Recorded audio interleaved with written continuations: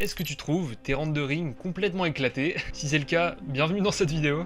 Bien trop. Étant moi-même quelqu'un qui en a pas mal chié sur le rendering, j'ai trouvé une méthode qui m'a vraiment débloqué un truc mentalement, et c'est pour ça que j'ai envie de te la partager aujourd'hui. Ça pourrait, je pense, te débloquer un truc aussi. Bon, sans plus de temps, je vais tout de suite te parler de la méthode qui s'appelle la méthode en 3 calques. Cette méthode, elle est tout droit inspirée de la Tonko House. Donc en gros, c'est un studio d'animation qui a été créé par Dice Tsutsumi et Robert Kondo, qui sont concrètement deux illustrateurs au sommet de la chaîne. Littéralement, on peut vraiment difficilement faire plus haut qu'eux, quoi. Et c'est pour le coup vraiment grâce à leur méthode que j'ai découvert sur un timelapse YouTube que j'ai eu ce gros déclic. Donc je me sentais vraiment obligé pour le coup de le partager aujourd'hui avec vous. Ça peut vous débloquer des trucs aussi, je pense. Bon, comme le nom de la technique l'indique, la technique en 3 calques, on va tout de suite pouvoir passer au premier calque, à savoir la base. Pour cette première étape, on va parler des aplats de couleurs. Alors, cette étape, elle reste assez simple sur le papier, c'est-à-dire juste colorier votre dessin, pas d'ombre, pas de lumière, juste des aplats simples, nickel. Et encore une fois, j'ai bien dit simple sur le papier, parce qu'il y a un truc que pour le coup vraiment beaucoup de gens oublient de faire dans leurs aplats de couleurs, c'est les variations. Et comment faire ces variations de couleurs et surtout où les placer dans ton dessin,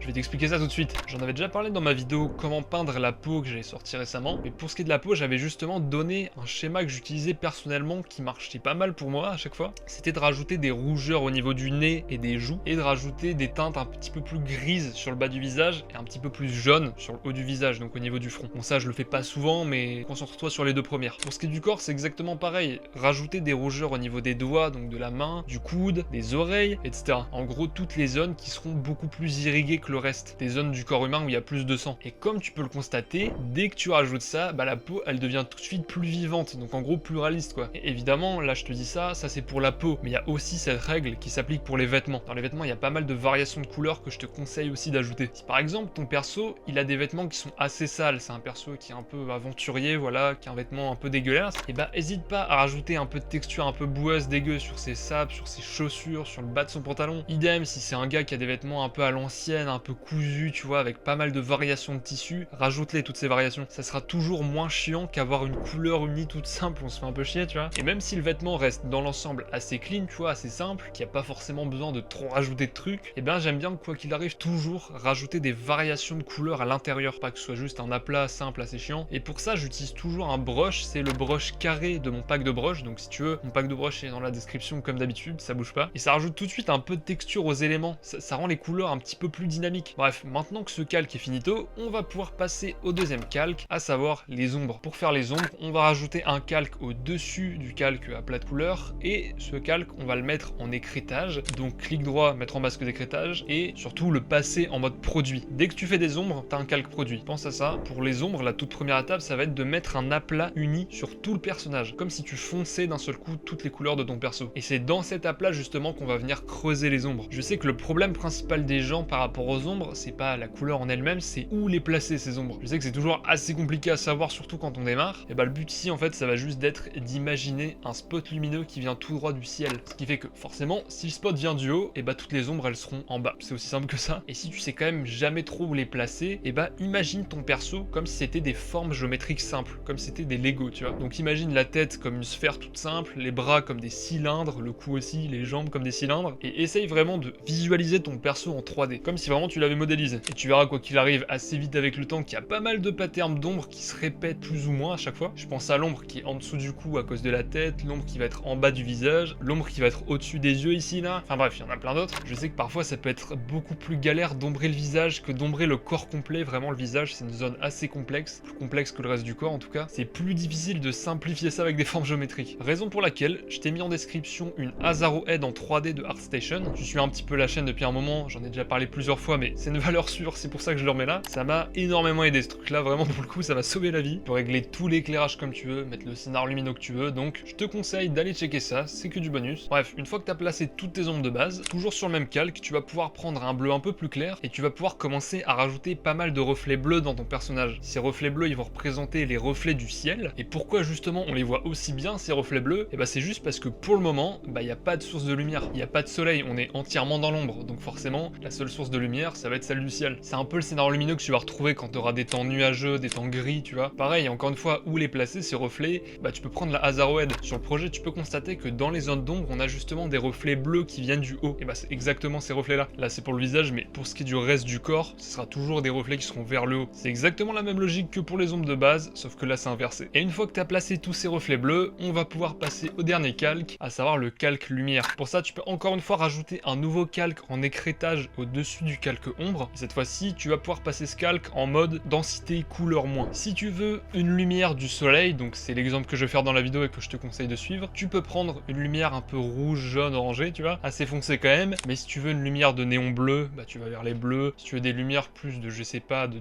gros spots blancs, bah pareil, tu vois. Bref, tu choisis un peu ta couleur ici. Dans mon cas, ça sera le soleil et elle sera de côté à peu près de 3/4 sur le perso. Encore une fois, pour cette étape, je le répète, mais les scénarios lumineux du projet de la Hazardwed vont pouvoir fortement t'aider, surtout pour cette étape-là. Mais encore une fois, pour ce qui est du corps humain, vois des formes hyper simples. Essaye de vraiment diviser ton perso en plusieurs formes géométriques, même si c'est des tout petites formes, même les doigts c'est des cylindres, tu vois. Vraiment essaye de tout split. Ça sera peut-être long de réfléchir à ça à chaque fois, mais au moins tu sauras où placer tes lumières. Tout va te paraître un peu plus logique avec le temps. Je suis assez relou avec ça, le fait de voir le truc en 3D, mais avec le temps, tout ça, ça va devenir des automatismes. Tu penseras plus du tout à ça, juste tu placeras tes reflets machinalement. Et une fois que tu as réussi à placer ta lumière sur ta peau, et bah tu peux toujours sur le même calque prendre une couleur un peu plus dans les tons rouges et un peu plus saturée. Et cette couleur, tu vas l'utiliser pour faire une transition assez smooth entre la lumière et l'ombre. Je me rappelle plus du tout du nom précis de ce truc-là, j'ai cherché, j'ai pas trouvé. Mais en français, sache que c'est toujours les afflux sanguins qui sont sous la peau. C'est ça qui va créer cette espèce d'arc rouge au niveau des lumières. Beaucoup d'illustrateurs utilisent d'ailleurs dans leurs dessins, je l'utilise aussi. Ça va vraiment réussir à rajouter une sensation de peau beaucoup plus réaliste, plus évidemment toutes les variations de couleurs qui en dessous, normalement ça devrait commencer à être un peu stylé. Enfin bref, une fois que tu as placé tout ça, en général à la fin, j'aime bien toujours placer deux filtres. Un premier filtre pour réajuster les contrastes et un filtre couleur pour rajouter un peu de bleu dans les ombres, peut-être un peu de rouge dans les lumières. Tu peux essayer de jouer avec ces deux effets là, ça peut rehausser un peu ta créa sur la fin, surtout si comme moi t'as toujours tendance à faire des trucs un petit peu fades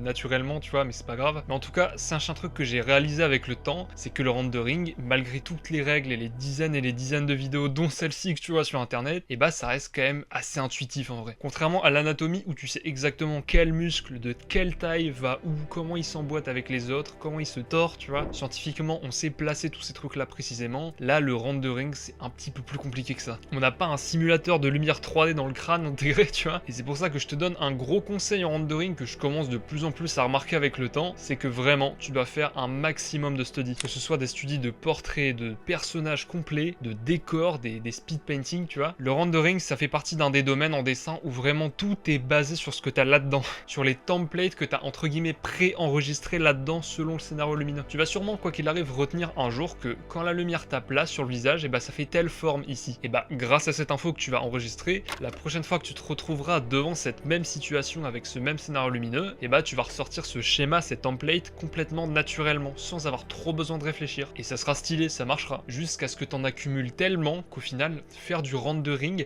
t'auras même plus besoin de ref, tu feras ça comme ça. Aujourd'hui, 95% de mes chara design, ou voire même tous les process que tu as vu dans cette vidéo, et bah je les fais entièrement de tête, et ça c'est grâce à justement cette technique de mémorisation, tu vois. Donc essaye vraiment d'être régulier avec ce truc là, fais des studies le plus régulièrement possible. Je sais plus quelle personne avait dit ça de la Tonkoas, mais c'était quelqu'un qui justement avait un métier basé sur le color script, donc sur le rendering hein, forcément, et qui tous les jours faisait une petite studie de 30 minutes le matin pour se chauffer un peu, tu vois. J'ai fait ça pendant une très longue période et ça m'a vraiment beaucoup aidé, donc je peux te conseiller de faire ça si vraiment t'as des difficultés dans ce domaine et que tu veux vraiment un changement vénère, hein, parce que c'est un peu bourrin quand même, tu vois. Encore une fois, sur cette chaîne, j'essaie vraiment toujours de vous simplifier la tâche un maximum pour pas que vous en chiez autant que moi. C'est pour ça que je travaille autant à côté sur mon académie de dessin qui risque de sortir bientôt, en tout cas que j'essaye de vouloir sortir le plus vite possible, c'est parce que je sais profondément à quel point ça peut vraiment aider les gens. Donc bref, j'espère que cette petite vidéo t'a plu, encore une fois, n'hésite pas à soutenir la chaîne, ça fait toujours plaisir, je t'ai mis toutes les ressources en description qui pourront t'aider, et sur ce, je te dis à la prochaine, allez zoubi.